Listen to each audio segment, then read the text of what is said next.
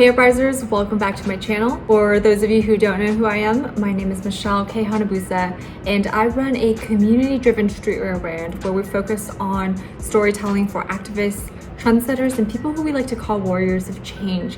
And we collaborate with individuals, brands, and organizations in order to tell that story through fashion and design. So today is the day before Election Day, as you may all know. And something that I've been hearing and also just seeing online is people feeling discouraged to even vote at all because they aren't a fan of either side of the parties. Well, let me ask you this. Have you been using your voice this entire year for Black Lives Matter? Have you been speaking up, speaking loudly, amplifying Black voices, and you're still deciding to not vote because you're not a fan of both of these parties?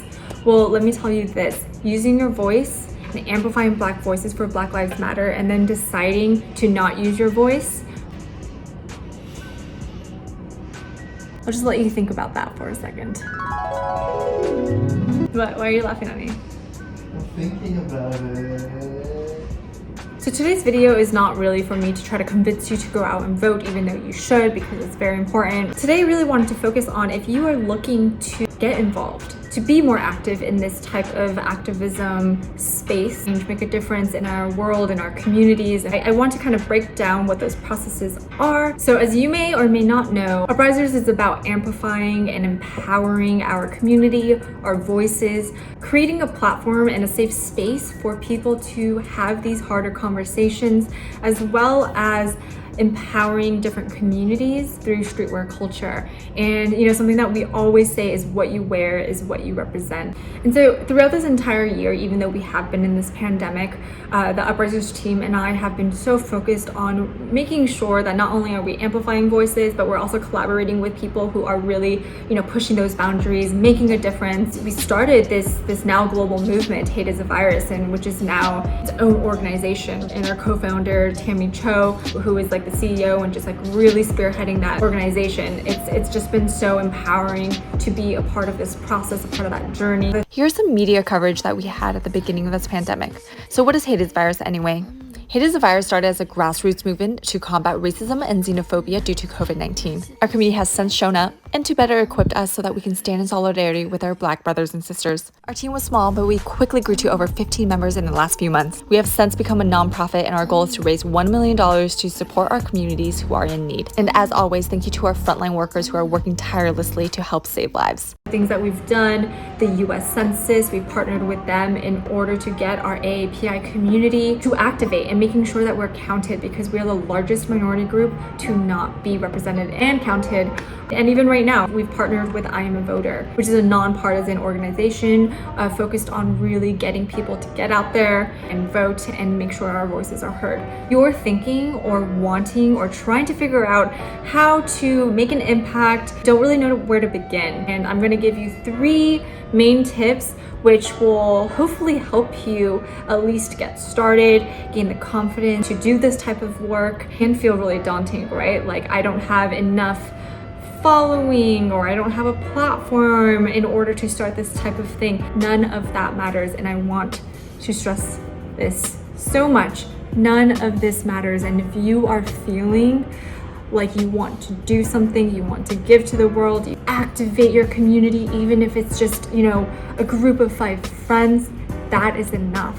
All right, so tip number 1, know your audience, community, and know its history. I can't stress this enough because there are just so many different types of issues that we can go out there and really tackle, but one person can't do it all. A group of people just can't tackle every single issue out there. What do you all care about? What is the one issue that you want to focus on first? Let's start with that. There are some really, really great examples that I show in a previous video of how to speak up, how to respond to various forms of these issues. Really amazing leaders in my community, at least, shared with us a little bit about what they're doing, whether it's on the grounds or holding virtual events to have these conversations. I do want you to check that out, and I will leave the comment here and also in the description, so definitely check it out. That can give you maybe a broader sense of the different types of ways to get involved. Why I stress on knowing its history. I urge you to kind of research and educate and maybe even talk to people that are like your mentors or professors, teachers, to help you find the best resources in order to better inform yourself. Understanding what's happened in the past will help you better understand maybe the different types of ways that you can have these conversations. One way to not only build credibility, but also provide accurate information for an audience that you are trying to build. So that is tip number 1. Tip number 2, build a community. What does that mean? I feel like community is being used left and right these days, and everyone just wants to build a community. Everyone wants to have a community. What does that even mean? It's like an in-person community, whether it's an online community. How do you even begin to build a community like that? Well, this is an ongoing journey, right? It's not like it happens overnight. This is an ongoing process, right? And you have to be continuously, actively involved. Something that I did myself at the beginning was reach out to just as many people that you feel inspired you, people that you know in the space already, reaching out to them via email. And it's not just one organization, it's maybe multiple organizations that you want to reach out to, organizations that you believe in their work, that you're inspired by their work, you want to somehow figure out a way to collab and work with them, right? Shoot them an email. You want to craft a personal email that is dedicated to that specific organization. So reach out to not just one, but maybe a couple organizations or people that you want to reach out to and see what clicks. A mini trick that I do on the back end for emails, they're Banana Tag or HubSpot. And those 2 free apps allows you to track certain emails that you send out and see if they even open it. That's a little trick, because if I see a certain email that I'm hoping to get a response from and I see them open it and maybe they don't respond right away, right? At least I know that they received it and someone on that team has read it. Let's say that I don't hear from them for a few days. That gives me an opportunity to be like, okay, at least they read it once. Maybe I need to send a follow-up again and see if that clicks. Other events, I never get a notification that they opened the email. Maybe it went into their spam. So that gives me an opportunity to be like, okay, how else can I reach out to them in order to at least start that initial conversation? That's when I'm gonna go into my Instagram, into my DMs. Maybe it's their social media manager, or maybe it's a higher up within that organization that actually checks those DMs. They can easily connect you to the right person if they really like what you're doing. So make sure that those messages are professional. It does not look spammy. So that's how you start these conversations, and you start hopefully building a community of people who are like-minded and wanting kind of the same end result. That's tip number 2. Tip number 3, make sure that your messaging is crystal clear. Why is that important? Because consistency is key. If there is a certain type of community that you're trying to build and you have multiple different messaging and it's not clear, XYZ, how are people able to help you out when they don't really know exactly which direction you're going? But unless you have a clear direction, how can they fully support you and even tell other people if there's a really good conversation that comes about and they're like, oh my goodness, a friend of mine is doing this amazing XYZ, you have to connect. So that is tip number 3, being extra crystal clear in terms of your mission, in terms of your messaging. Having this crystal clear messaging allows you to then go out and even contact maybe leaders in that space, influencers in that space who you might want to reach out to and collaborate with.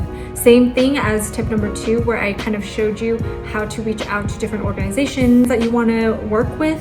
Same thing with influencers, right? How can these influencers help you and work with you to amplify your message and let people know that, hey, you exist. This is my mission. This is what I'm about. Do you want to join this community? Can I be a part of your community? How can we collaborate? Even if you have a clear message and you know exactly what you want to do in your heart, but you haven't really done anything yet, right? That's the hardest part, is getting your feet wet. That first step in order to have a little bit of credibility amongst your peers and your community and people at large. Locking in those first few campaigns or projects or collaborations, whatever you want to call it, is so crucial. But having that clear message gives you a higher chance in order to lock in those projects. And once you have a couple of these, and they're very strong, almost like case studies that you can prove to the world that this is what I've got. This is our expertise that we can bring to the table, and how we can empower each other in order to grow and continue to grow this community. And then you kind of just continue that process over and over and over again. It's not a crazy, like, inventive formula that I'm sharing with you today, but I think that these 3 tips will really help you focus and narrow in and get closer to that home run. So let's recap this for a second. 3 main tips. Finding your voice. What are you passionate about? And then knowing the history about it. Educate yourself. Number 2, outreach. Whether it's emails, Instagram DMs, you're gonna have a lot of those conversations, and maybe out of all those conversations, one person or one organization is going to open those doors for you, you know? And if it doesn't happen right away, keep going. And if you're that passionate about it, from step number 1, you are not gonna give up easily. Step number 3 is having a clear and consistent message. So this will help you not only grow your community, but you're able to possibly collaborate with bigger influencers, bigger artists, bigger organizations who understand your mission. And once you have several of those projects locked in, the steps are going to get easier and easier and easier to collaborate with folks that maybe you've always dreamt of working with. So anyways, I hope that was super helpful. If you have any questions, feel free to drop in some questions down below. As always, please like, subscribe. I will appreciate you forever.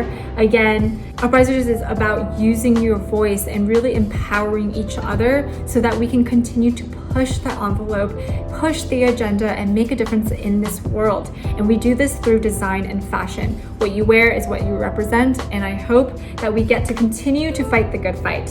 All right, I will see you next week, Uprisers. Michelle! I'm just kidding. Oh yeah. And last but not least, I've already stressed this enough, but please go vote. You have one more day. Use your voice. If you have stood in solidarity with the Black Lives Matter and not voting right now, let's think about that. What does that mean? Are you actually using your voice? Guys, The Queen's Gambit on Netflix is kind of an incredible show, and I was not expecting that at all. Speaking of which, and something that I definitely want to talk about in the near future is just empowering the female leaders, not even leaders, the female voices in various industries. And for me, I'm not only inspired by that show that Justin just talked about, but the latest Netflix show that I watched, The Remix, that talks about hip hop and fashion and all these female badasses that actually created a lot of the styling trends and fashion trends that we see today. We need to continue to empower our female voices, ladies and gents. Let's continue to have these conversations. Let's continue to focus on these types of topics. It is a lifelong journey, as I like to call it. And yep, this will be the final goodbye. This will not be the final goodbye. I will see you next week.